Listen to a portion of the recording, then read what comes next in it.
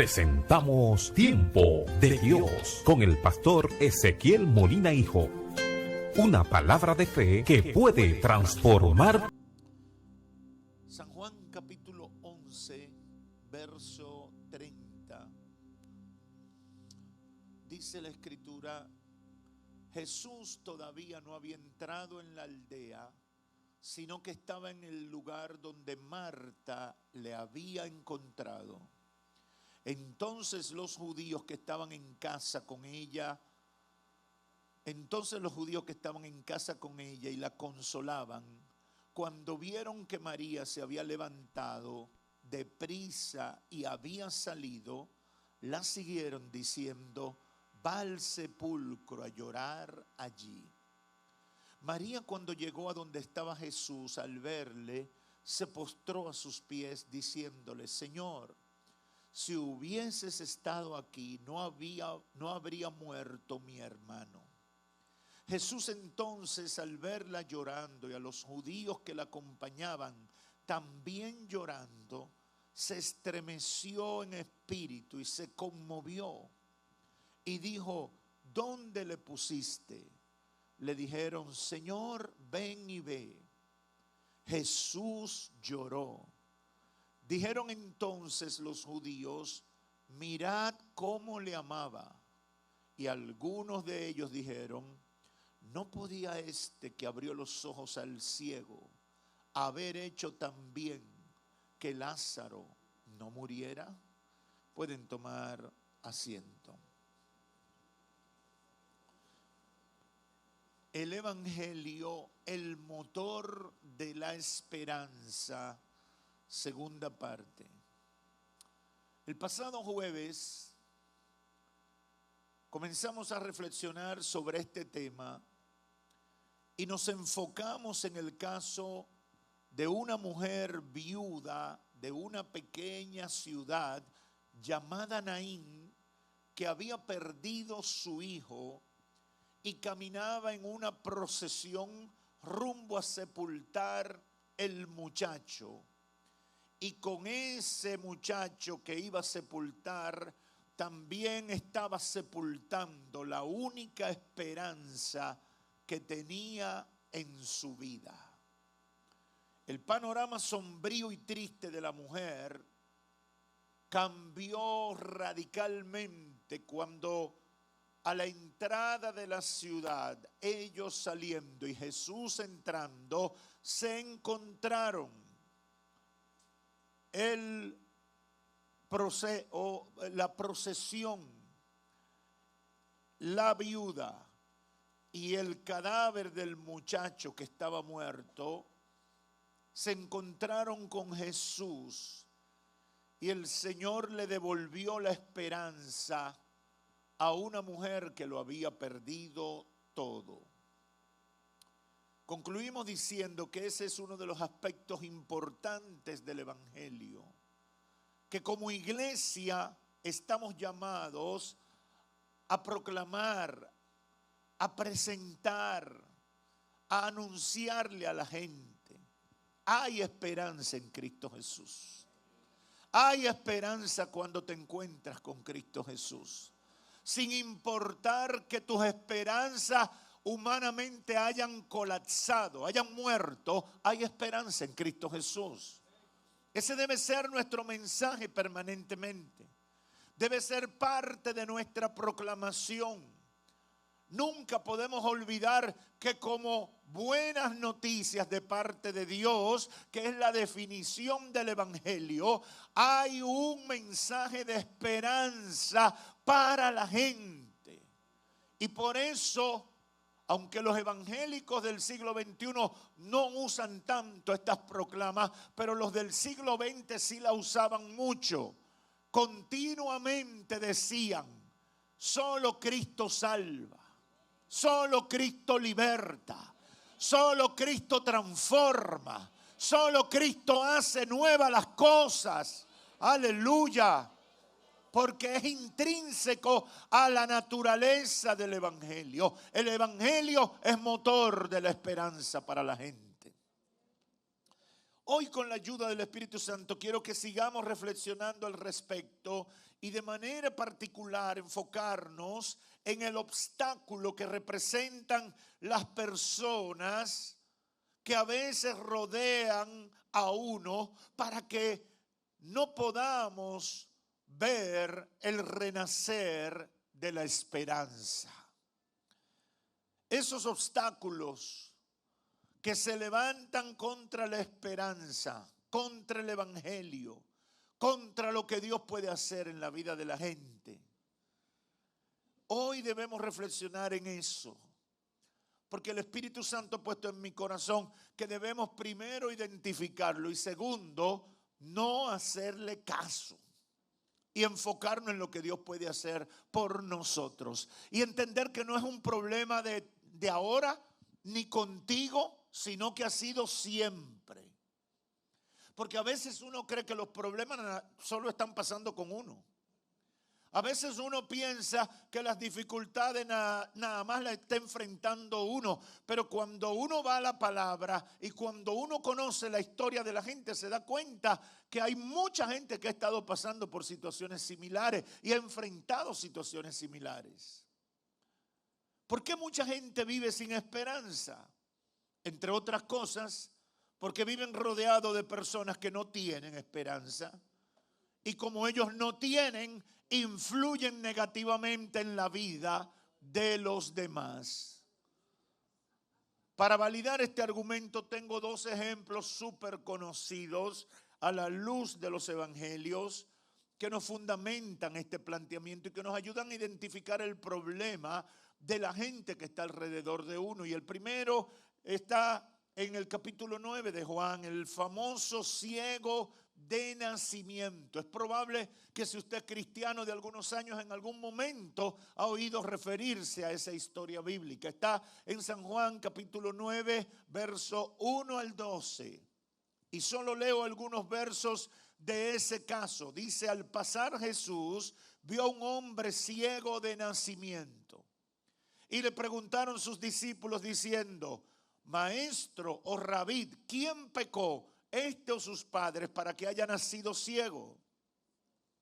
Jesús respondió: no es que pecó este ni sus padres, sino para que las obras de Dios se manifiesten en él. Me es necesario hacer las obras del que me envió, entre tanto que el día dura, porque la noche viene cuando nadie puede trabajar. Aquí se presenta un hombre ciego de nacimiento.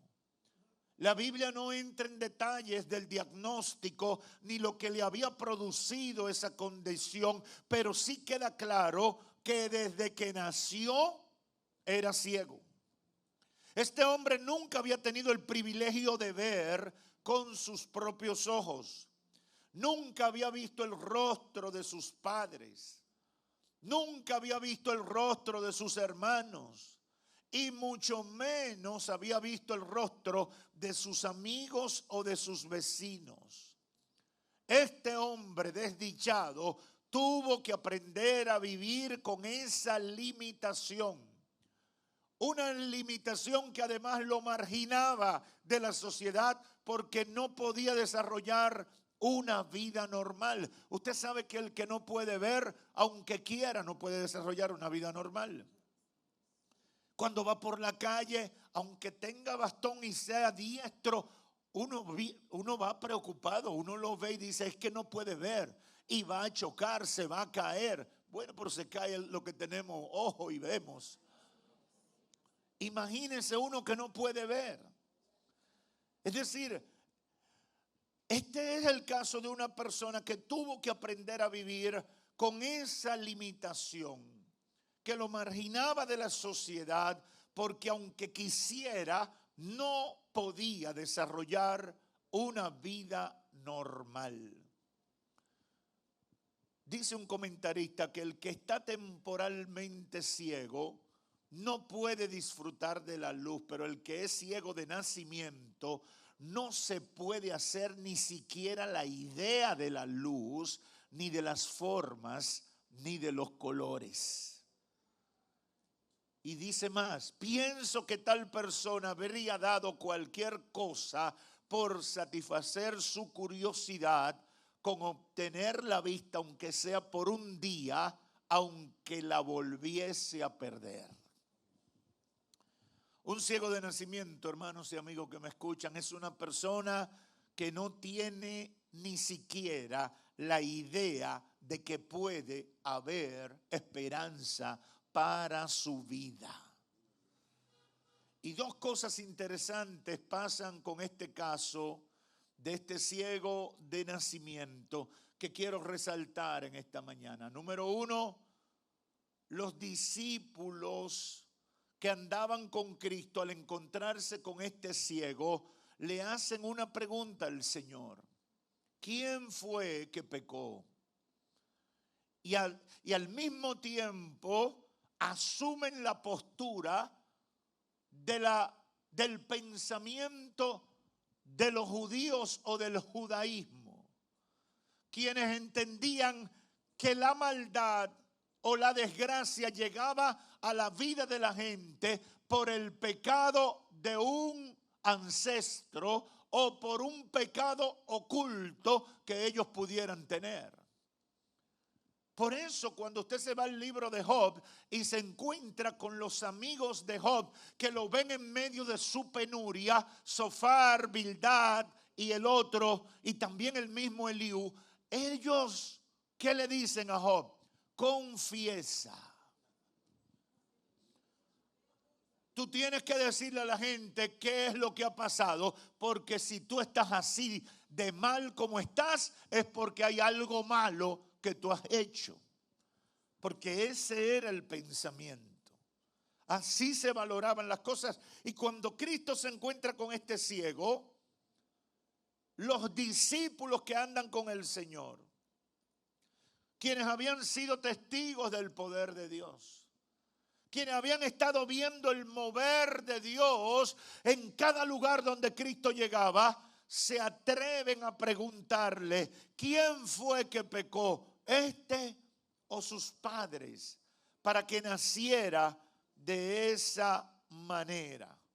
Es sorprendente que ellos hicieran esa pregunta, pero son las batallas y cualquiera se puede convertir en un obstáculo para el renacer de la esperanza en nuestras vidas.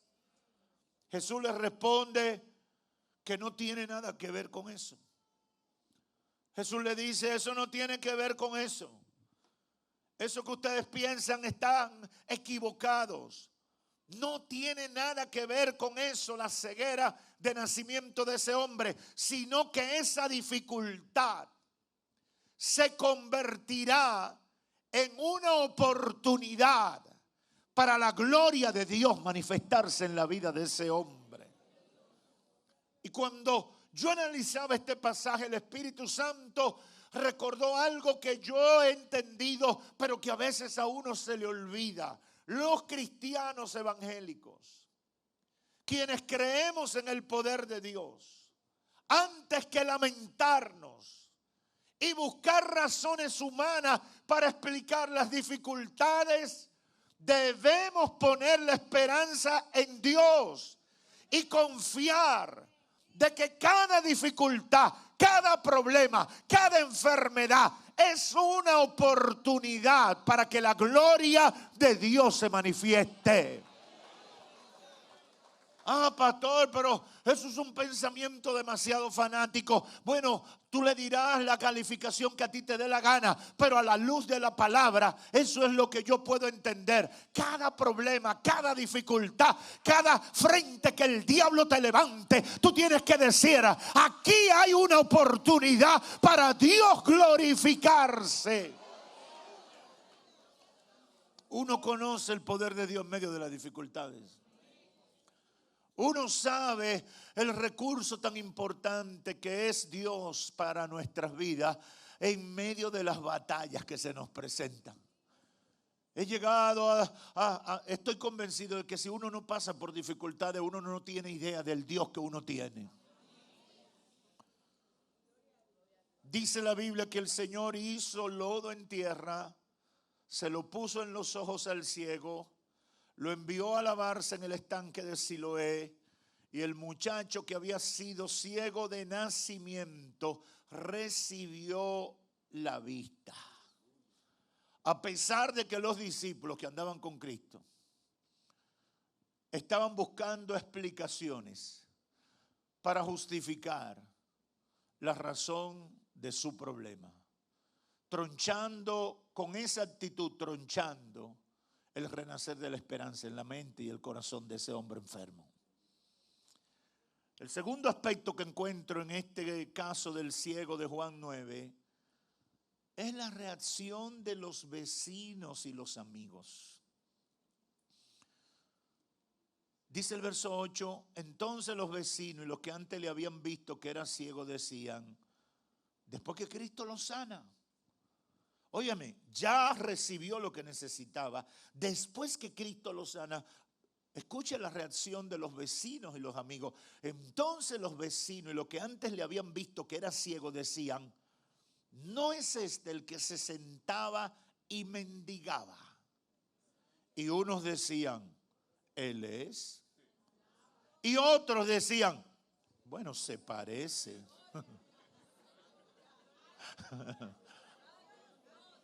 Y él decía, él es ciego. El ex ciego decía, soy yo. Y entonces en vez de alabar a Dios y glorificar a Dios, ¿cuál fue la respuesta de los vecinos y de los amigos? ¿Y cómo te fueron abiertos los ojos? Yo quiero que usted note eso. No están celebrando, están buscándole, como decimos los dominicanos, la quinta pata al gato. Óyeme, después que tú sales de un malvón, después que tú sales de un problema, tú no quieres que te estén pidiendo explicación de por qué saliste, ni por qué si eres tú el que estaba en el problema. Tú lo que quieres es que venga gente y celebre contigo que antes tú tenías un problema y que ahora por el poder de Dios ya tú no lo tienes. Nadie quiere recordarse que tenía problemas. Yo no sé usted, pero a mí los problemas se me olvidaron. Yo quiero que se queden allá en el pasado. Yo lo que quiero es celebrar la victoria de lo que Cristo ha hecho en mí. Aleluya.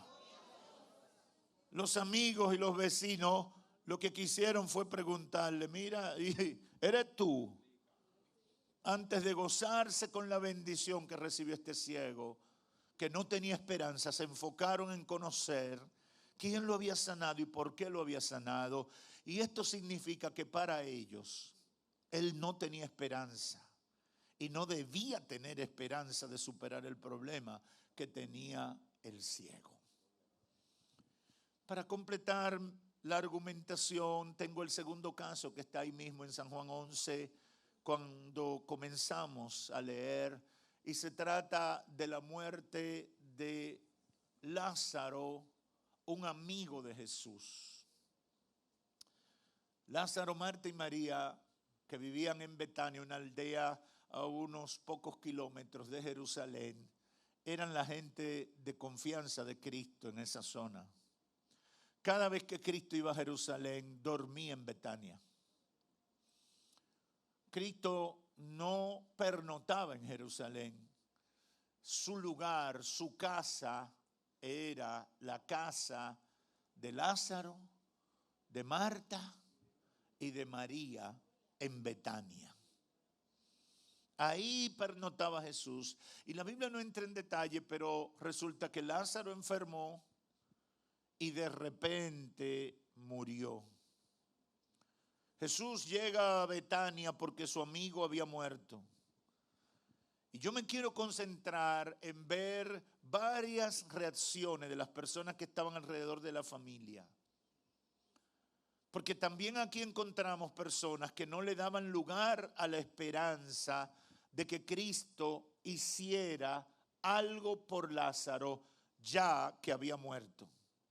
Para ellos no había esperanza y se negaban a aceptar la buena noticia de la presencia de Jesús en Betania. Y veamos en el capítulo 11, de San Juan, verso 17, dice: vino pues Jesús y halló que hacía ya 4 días que Lázaro estaba en el sepulcro, su amigo.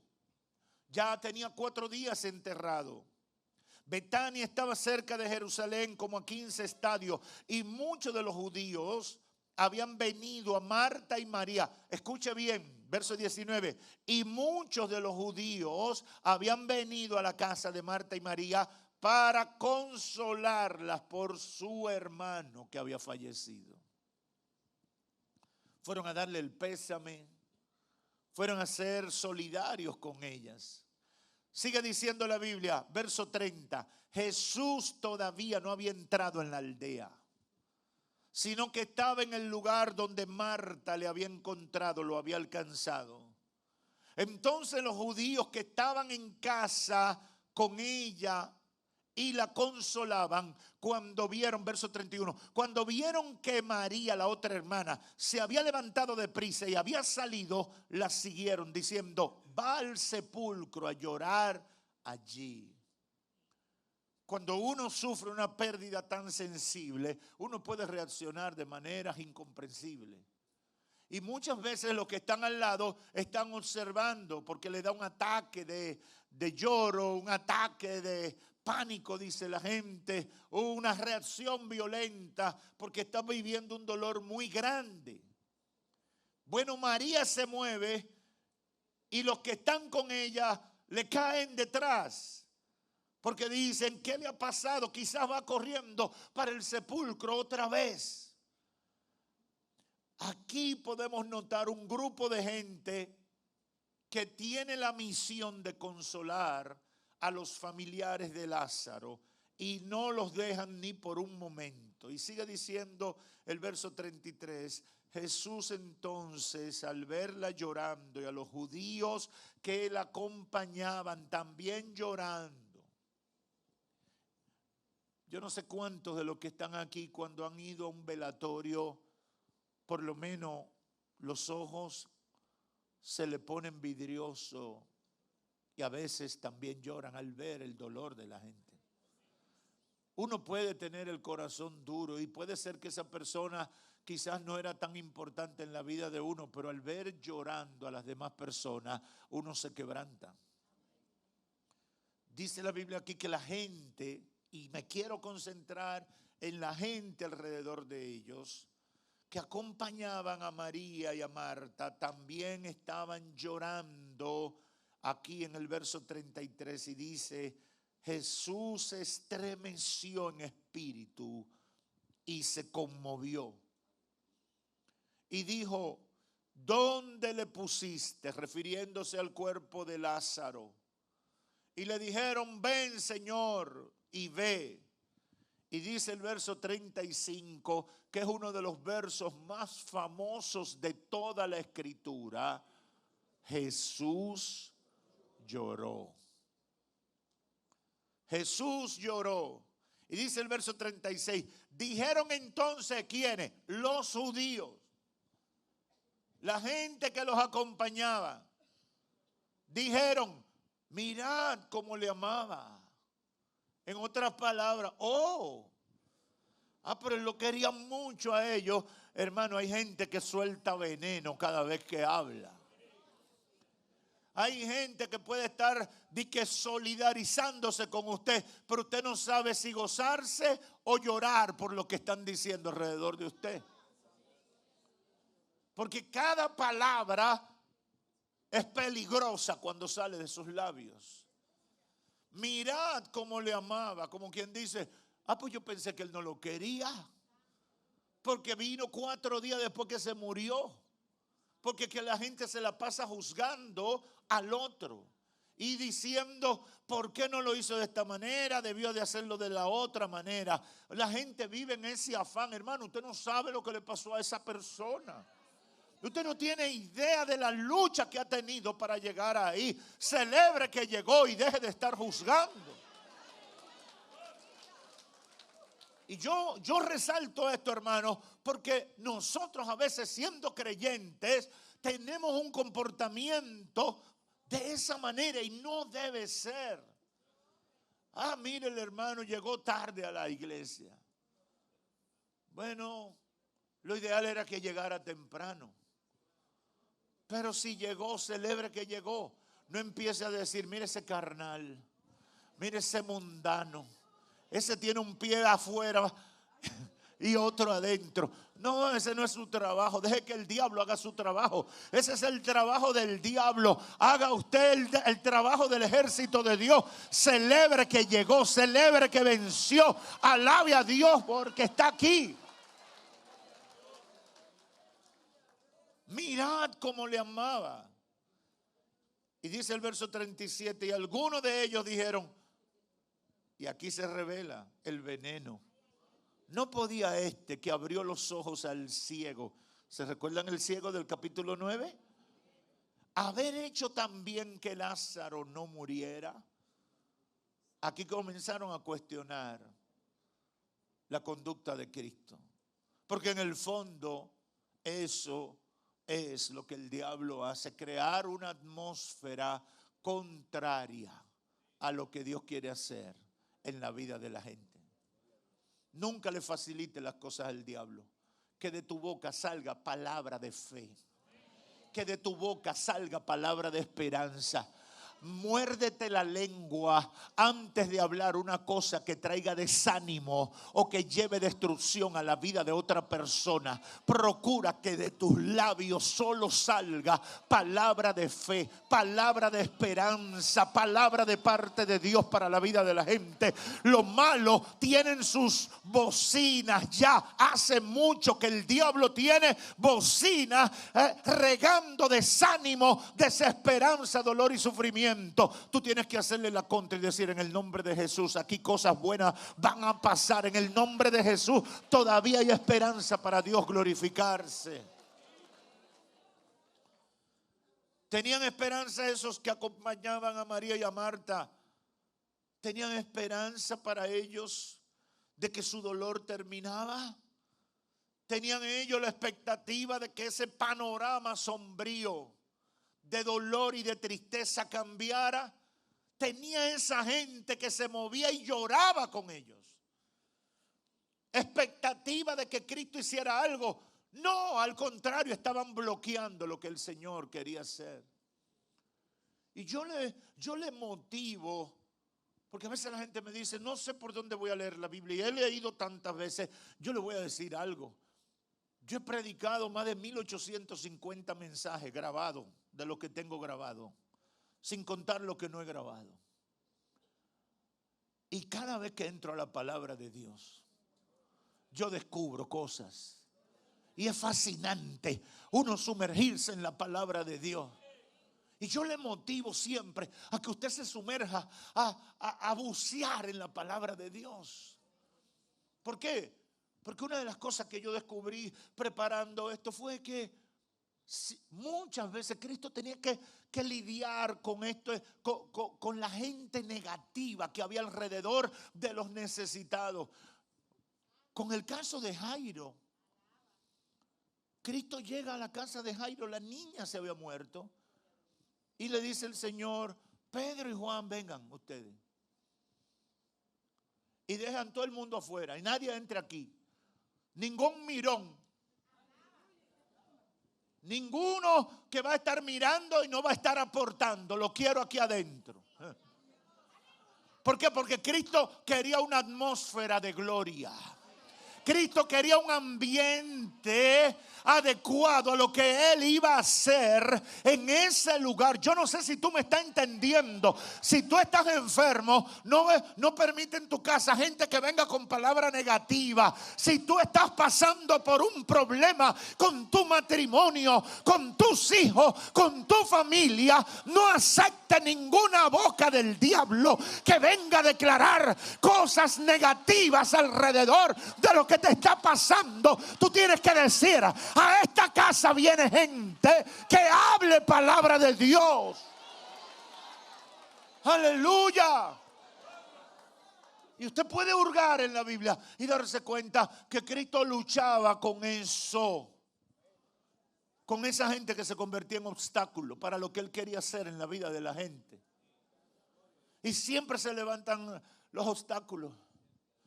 El ciego Bartimeo, cuando comienza a gritar, Jesús, hijo de David, ten misericordia de mí.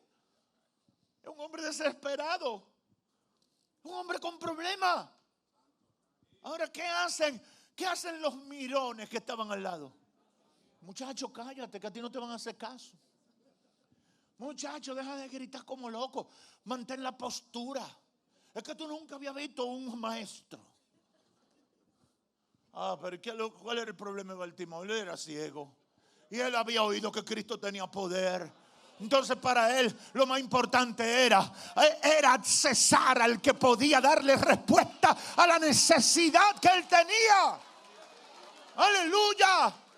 Lo que te estoy diciendo es que siempre se va a levantar oposición. Y a veces gente que debe estar ahí acompañándote y apoyándote. Mira lo que pasó finalmente con María, Lázaro y Marta. Mire la participación de los obstáculos aquí. Verso 41. Entonces quitaron la piedra de donde había sido puesto el muerto. Y Jesús, alzando los ojos a lo alto, dijo: Padre, gracias te doy por haberme oído. Yo sabía que siempre me oyes, pero lo dije por causa de la multitud que está alrededor, para que crean que tú me has enviado. Y habiendo dicho esto, clamó a gran voz: Lázaro, ven fuera. Y el que había muerto salió, atadas las manos y los pies con venda, y el rostro envuelto en un sudario. Y Jesús dijo: desatadle y dejadle ir. Aleluya. Si le hubieran hecho caso a los negativos que estaban alrededor, no ven la gloria de Dios. Si le ponen atención a los que aparentemente estaban con ellos en medio de su dolor, pero de su palabra salía una palabra de incredulidad y contraria a lo que Dios podía hacer, Lázaro se hubiera quedado muerto.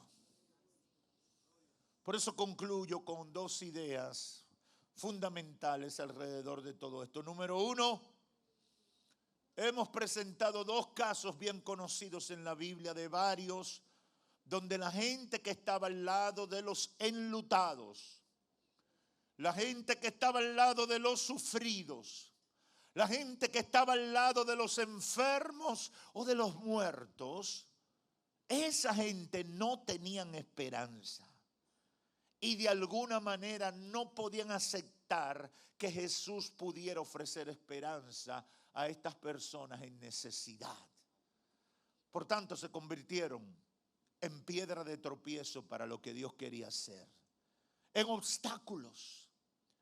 Y así, de la misma manera, pasa hoy con mucha gente que no recibe la bendición de Dios, porque quienes les rodean, antes que ayudarlos a tener esperanza, son un obstáculo para que ellos sean bendecidos por Dios. Hay gente que no ha visto la gloria de Dios porque lo que tienen son incrédulos alrededor de ellos. ¿Qué pasó cuando Jesús fue a Nazaret? Dice la Biblia, y allí en Nazaret no hizo muchos milagros. ¿Y por qué? Porque en Nazaret no creían en Cristo. No creían, decían: es el hijo de José, es el hijo de María, él no puede ser el Mesías. Y estaban negados a creer. La incredulidad se convierte en un obstáculo para lo que Dios quiere hacer. Entonces hay gente que está rodeada de personas que quizás están llorando contigo, pero son un obstáculo para que la bendición de Dios llegue a ti. Y yo he venido a decirte en el nombre de Jesús: libérate de esa gente que impide que Dios obre en tu vida.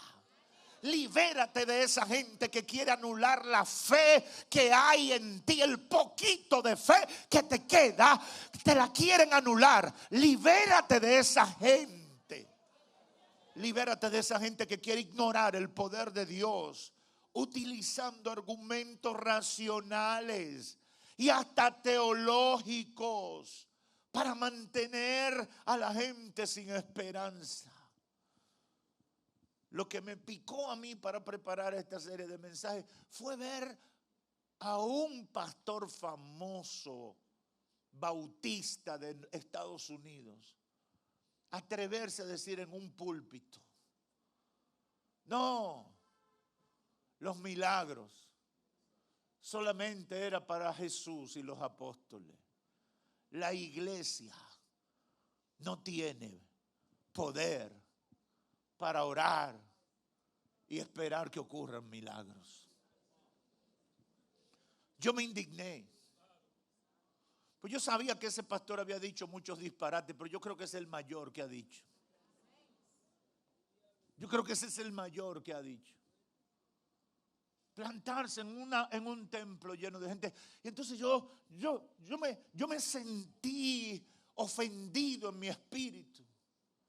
Digo, pero si la iglesia es el motor de la esperanza, si la iglesia es la llamada a llevar esperanza, ¿cómo un representante de la iglesia se atreve a decir no? Solamente era Cristo y los apóstoles los que podían orar para que Dios hiciera algo. Ya para la iglesia eso no va, eso terminó. Mentira del diablo, porque aquí mismo y en cada lugar tenemos testimonio de gente que dice: Dios ha obrado en mi vida, Dios me ha sanado, el Señor ha extendido su misericordia en mi familia. Aleluya. ¿Cómo me van a matar la esperanza? Con teología fallida. Hay que levantar la esperanza. Cristo salva, Cristo sana, Cristo liberta, Cristo restaura vida. Aleluya, aleluya. La gente está turbada, la gente se lo está llevando el diablo. La gente necesita que le llevemos esperanza en el nombre de Cristo Jesús. En el nombre de Cristo Jesús. Yo no sé cómo Dios va a terminar cada caso. Él es soberano para actuar. Pero yo tengo más motivos para creer y promover la esperanza que para promover lo contrario. El Evangelio es el motor de la esperanza para la humanidad. Son la buena noticia de parte de Dios para la humanidad. Y he sido comisionado por el Espíritu Santo para decirle a los cristianos que no dejen de ministrar esperanza al que esté enfermo. No dejen de ministrar esperanza. A veces Dios puede querer glorificarse con la muerte de sus hijos. Y lo ha hecho muchas veces. Pero también ese mismo Dios, y lo he visto con mayor frecuencia, se glorifica con la salvación y con la sanidad de aquellos que ponen su fe en Él. Por tanto, he sido comisionado por el Espíritu para decirle a los cristianos: no dejen de ministrar esperanza al que esté enfermo. No dejen de ministrar esperanza al que tiene problemas. No dejen de ministrar la esperanza al que está financieramente quebrado. No dejen de ministrar la esperanza al que tiene un matrimonio en crisis. No dejen de ministrar la esperanza al que está sumergido en las drogas. No dejen de ministrar la esperanza al que está sumergido en una depresión. No dejen de ministrar la esperanza al que nadie le abre la puerta y todo el mundo lo ha abandonado. No podemos dejar de ministrar esperanza. El Evangelio es el motor de la esperanza para la humanidad. No estoy diciendo que profetices cosas que Dios no te ha dicho. Y es bueno hacer esta salvedad. No estoy diciendo que digas cosas que Dios no ha dicho. Como vi a un cantante cristiano profetizarle a un amigo que no moriría hace unos 10 días. Mi amigo estaba muy enfermo. En 2 meses le salió un cáncer para matarlo. estaba regado por todo su cuerpo cuando se descubrió.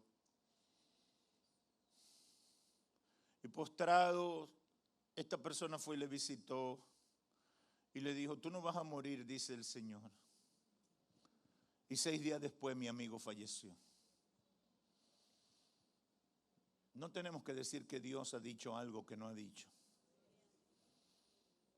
A veces la gente hace eso solo para ganar admiración o fama delante de los demás. Lo que debemos decir es: Cristo sana, Cristo salva, Cristo liberta a los cautivos. Y que en Él debemos poner nuestra esperanza y que en Él, en su soberanía, puede obrar en la vida de todo el que está necesitado. En segundo lugar, concluyo diciéndole a los hermanos y amigos que me escuchan: viva rodeado con gente de fe. No se rodee con incrédulos. No comparta con ateos que saben Biblia. Para mí esos son los peores. Porque hay gente que son ateos y saben muchos versículos. Y saben teología. Esos son los peores porque ahí no hay remedio. No se junte con gente que siempre está dudando de lo que Dios puede hacer. Rodéese de gente de fe. Gente que sea sabia y prudente, pero que tiene su esperanza en Cristo Jesús. Rodéate de gente que cree en el poder de Dios, que cree que la edad de los milagros no ha pasado. Rodéate de gente que pone su esperanza en Cristo, aunque el panorama sea sombrío. La Biblia está llena de ejemplos de gente que no tenían esperanza. La viuda de Naín no tenía esperanza. El ciego de nacimiento no tenía esperanza, humanamente hablando. Lázaro o la familia de Lázaro no tenía esperanza, humanamente hablando. Pero a todos Cristo le devolvió la esperanza. Y eso el Señor puede hacer contigo. Yo no sé si hay alguien aquí que cree lo que estoy diciendo. Eso es lo que el Señor puede hacer en la vida de los que se ponen su fe en Él. Rodéese de gente de fe. Y termino diciéndole a los amigos que me escuchan: quizás, amigo, amiga, aquí en el templo a la distancia, quizás tú estás como el ciego que tenía una vida tan desdichada que no conocía más que vivir en oscuridad. Y para su perjuicio, quienes le rodeaban no tenían ninguna esperanza para él. Amigo o amiga, quizás tú eres como uno de los amigos de Lázaro, de Marta y María, que estaban llorando ahí, pero no estaban preparados para ver algo nuevo o diferente que Dios pudiera hacer en esa situación. Quizás todo lo que te rodea es pronóstico de problemas, pronóstico de frustración. Y no podemos caminar ni andar en esa atmósfera. A eso no nos ha llamado Dios. No importa lo que estés pasando, no importa el proceso difícil que haya. El que pone su fe en el Señor siempre está esperando un milagro. El que tiene su fe en Cristo siempre está esperando que Dios se va a manifestar. No sé cómo, no sé de dónde, no sé en cuántos días, pero yo creo que Dios puede obrar. Yo tengo fe de que algo Dios hará. Esa debe ser la perspectiva. Esa debe ser la perspectiva. Si está con una enfermedad, tiene que estar esperando. Dios me puede sanar. Voy a ir al médico, me voy a chequear, pero estoy esperando que en un análisis de eso el médico me diga: te lo repito, hay algo diferente. Y que vuelva y me diga: te lo repito, hay algo que cambió. Y para yo luego decir: bendito sea Dios, antes yo estaba enfermo y ahora el Señor me ha sanado. Yo espero eso. Tú tienes que esperar eso. Y le digo a los amigos: yo no sé qué gente te rodea, pero aquí habemos gente que creemos en Cristo y tenemos esperanza. Yo no sé quién te ha rodeado a ti, pero aquí hay un grupo de gente que algunos nos dicen superdotados y otros nos dicen que somos brutos y necios. Como tú quieras cogerlo, pero aquí somos un grupo de gente que tiene la expectativa de que el día menos pensado se mueven las aguas a nuestro favor y el poder de Dios nos alcanza y nuestro lamento se cambia en baile. Yo no sé si aquí hay alguien que quiere bailar. Yo no sé si aquí hay alguien que está preparado para danzar y decir: el Señor me cambió el lamento en baile. Aleluya, aleluya. Porque Él, solo Él puede darle esperanza. Y le digo a los amigos: si tú quieres, pruébalo. Si tú quieres, atrévete. Si tú quieres, abre tu corazón y dale una oportunidad al Señor. Conviértete a Cristo hoy y renacerá la esperanza para ti. Que Dios te bendiga. Hemos presentado